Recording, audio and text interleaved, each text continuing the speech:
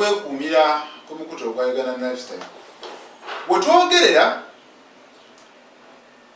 tuli mu mwaka gwa 2025 era tusuubira nti guno omwaka gugenda beera gwa bbugumu nnyo ku sayidi eno ey'ebyobufuzi. Bantu bangi nnyo abeesoboddeyo okulaga nti nno nabo bandyagadde okubeerako abakulembeze mu bifo ebyenjawulo okuva ddala kuba LC okutuukira ddala ku bubaka bwa parliament n'obukulembeze. Abantu bagamba naffe gye tuli mu mbeera nga bweri munnange, era nsobodde okubeera nga nkuleetera ebitundu ebimu awo tuyinza okugamba nti nayo akalulu kajja beera kakasa mmeeme. Mu bitundu bino eno mulimu ekyama kindye West Kossa ne Nansana. Kati bano be bamu ku bantu abasobodde okubeera munnange sofa nga basongwamu olugalo nti kati oyo yandibanga naye yeegwaniza ekifo kino eno.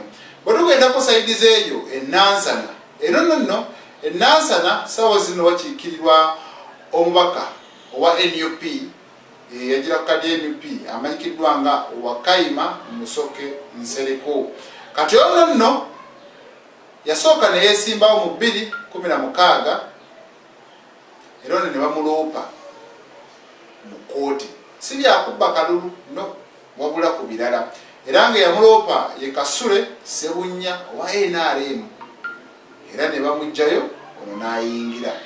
Ekisanja ekyazzeeko 2021-2026 nasobodde okuba nga ajjira ku kaadi eyo National Unity Platform era n'awangula. Kati wetwogerera kigambibwa okuba nti waliwo n'abalala, era bwe bana abalala abasongeddwamu olwo ne kuliko amanyikiddwa nga oyo yennyini Kasule Sebunya owa NRM, kuliko Sebunkuuma John Bosco Kaana Kambata sawa zino kansala, kuliko munnamawulire akola ku Next Media NBS amanyikiddwa nga Zambali Brasio Mukasa, kossa ne incumbent kenyini Wakayima Musoke ne Aaron Kaija oyo nno wa PFF yali olulyeri lwa FDC weyajjiraawo mu Kampala Central okwesimbawo ku bubaka wa Parliament bamuwangula.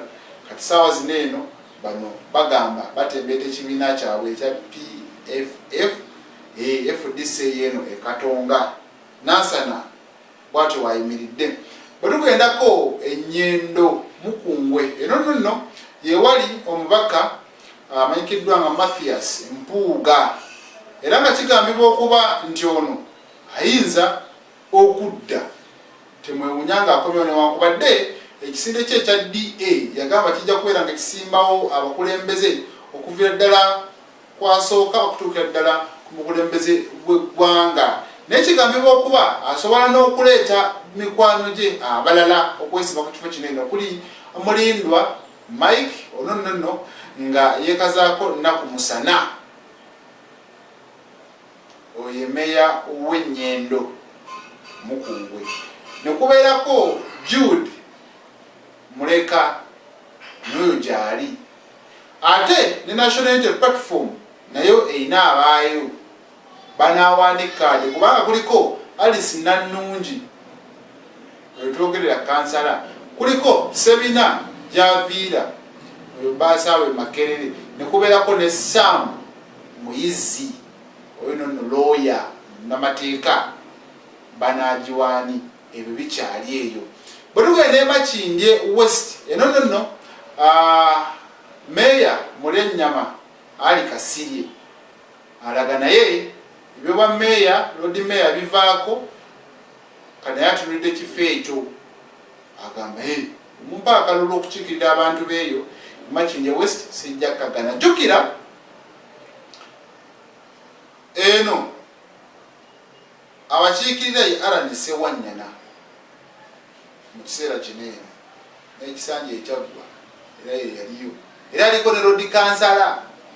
Kati mu mbeera endala waliyo ne David Musiri, waliyo Zahara Luyirika oyo nno ye speaker owa KCCA, waliyo Farouk Ntege. Kale bwe gamba akalulu kajja kuuma kubanga bw'otunuulira abo abasinga obungi ba NUP kibiina kimu banaasobola batya obaperereza abamu baleme kujja ate bafunemu omuntu omu. Ebyo ebikyali mu byokulonda naye si byankomeredde saawa yonna osobola owulira omuntu ng'ali ku kifo ekirala naye tusobola okubaleetera amunnange nga bwe bitambula abo abakasiinya ku bifo ebimu nze Ssegobo Murishi.